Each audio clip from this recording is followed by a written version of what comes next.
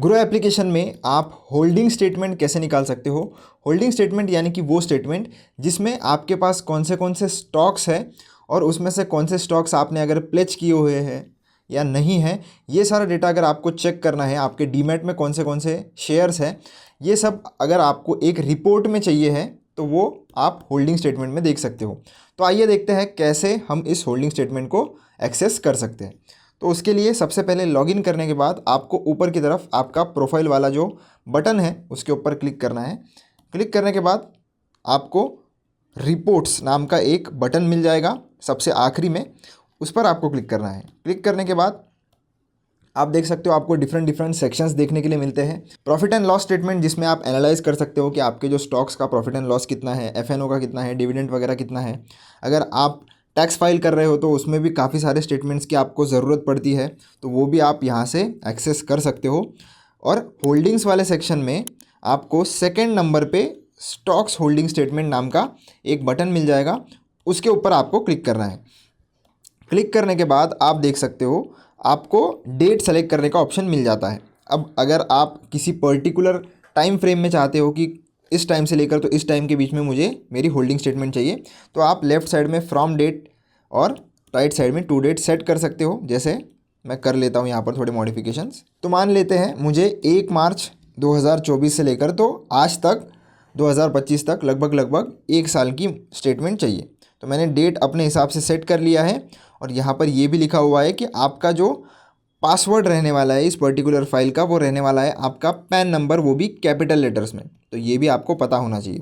तो आपको क्या करना है, अभी सिंपली सिर्फ डाउनलोड पर क्लिक करना है और आपका जो स्टेटमेंट है वो डाउनलोड हो जाता है और आप इसे ओपन कर सकते हो। तो आपका पैन आपको डाल देना है यहाँ पर ताकि आपका ये जो डॉक्यूमेंट है वो ओपन हो जाए। आपको डन पर क्लिक करना है आपका पासवर्ड एंटर करने के बाद, और आप यहाँ पर देख सकते हो तो ऊपर की तरफ आपको सारी पर्सनल डिटेल्स देखने के लिए मिल जाती है जो आपको ब्लर में दिखाई दे रही होगी। और यहाँ पर नीचे आपको ISIN नेम देखने के लिए मिलेगा, यानी कि आपके स्क्रिप्ट का जो भी नाम होगा वो आप देख सकते हो। फिर तब आपका ओपनिंग बैलेंस कितना था, ये आपके डीमैट अकाउंट में कब क्रेडिट हुआ, और उसके बाद आपका क्लोजिंग बैलेंस कितना था, ये सारी चीज़ें आप चाहो तो इधर चेक कर सकते हो। तो अगर आपने कोई प्लेजिंग प्रोसेस की थी किसी स्टॉक में तो वो भी आप देख सकते हो, आपको प्लेज के ट्रांजैक्शंस देखने के लिए मिल जाते हैं। फिर कोई स्टॉक आपने खरीदा या बेचा तो आपको ये डेबिट क्रेडिट ऐसे देखने के लिए मिल जाता है। तो ईच एंड एवरी ट्रांजैक्शन आप यहाँ पर इस स्टेटमेंट के थ्रू ट्रैक कर सकते हो। लास्ट में आपको होल्डिंग्स बैलेंस नाम का एक सेक्शन देखने के लिए मिलता है।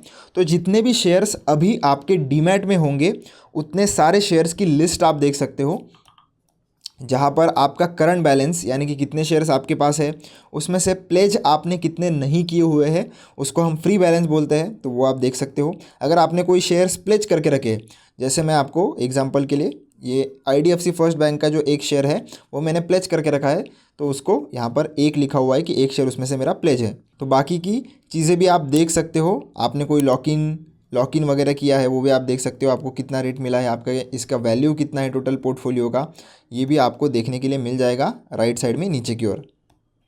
अब ये तो हो गया दोस्तों स्टॉक्स का होल्डिंग स्टेटमेंट। सिमिलर वे में आप आपके म्यूचुअल फंड्स का भी निकाल सकते हो, तो वो भी कैसे मैं आपको बता देता हूँ। तो फिर से ग्रो एप्लीकेशन मैंने ओपन कर लिया है, फिर से चलते हैं हमारे प्रोफाइल वाले बटन पर और रिपोर्ट्स वाले सेक्शन पर।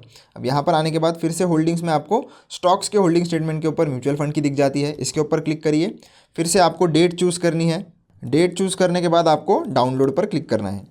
तो इस पर्टिकुलर स्टेटमेंट में आपको एक्सटर्नल फंड्स का भी डेटा मिल जाता है। तो मैंने मेरे एक्सटर्नल फंड्स, अगर आपको नहीं पता एक्सटर्नल फंड्स क्या होते हैं तो वो आप मेरे चैनल पर जाकर वीडियो देख सकते हो, जिसमें आप आपके बाकी के डीमैट अकाउंट्स के जो म्यूचुअल फंड है वो भी ट्रैक कर सकते हो। तो वो भी यहाँ पर फैच होकर आ गए हैं और total value, profit and loss वगैरह ये सारी चीज़ें आप XIRR कितना जनरेट हुआ है, ये सारी चीज़ें आप यहाँ पर इस रिपोर्ट में डिटेल में पढ़ सकते हो। तो आशा करता हूँ दोस्तों आपको समझ में आ गया होगा कि होल्डिंग स्टेटमेंट हम म्यूचुअल फंड्स और स्टॉक्स की किस प्रकार से निकाल सकते हैं। अगर आपको कोई डाउट आता है तो आप कमेंट सेक्शन में पूछ सकते हो। मिलता हूँ नेक्स्ट वीडियो में, धन्यवाद।